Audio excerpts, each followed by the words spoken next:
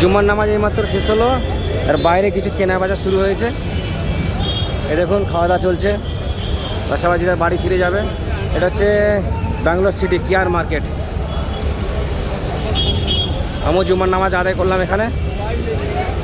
এত বড় মসজিদ যে বলার মতো না, ভিতরে এত জায়গা, কি বলবো, কত জায়গা খালি পড়ে আছে।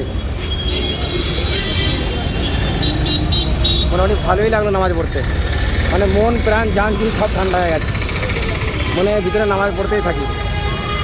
জামিয়া মসজিদ কেয়ার মার্কেট।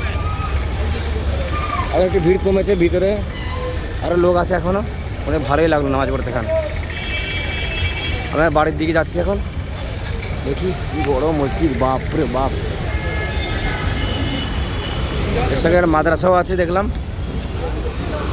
এই যে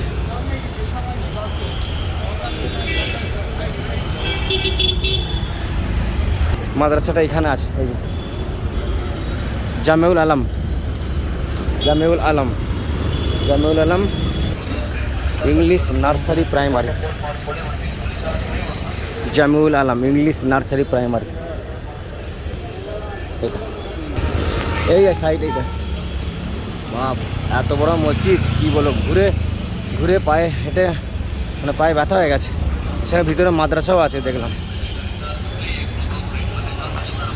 এই যে মসজিদ, তার আশপাশের চিত্র আপনার সামনে তুলে ধরলাম।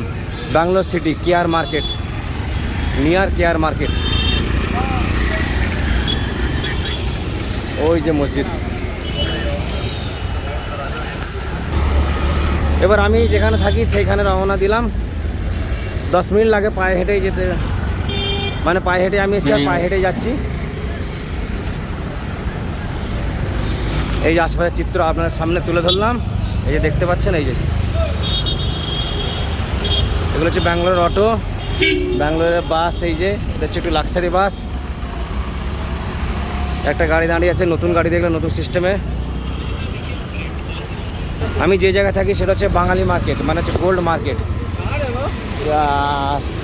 চারিদিকে ঘুরলাম, আরও আমি যেটা দেখলাম ওই ঠিক বড় বাজার কলকাতা যে আছে না, হাওড়া বড় বাজার, ঠিক সেই রকম মার্কেট। শুধু গোল্ড মার্কেট নয়, সব কিছুই এখানে পাওয়া যায় দেখলাম। এই যে আশেপাশের দৃশ্য মসজিদের।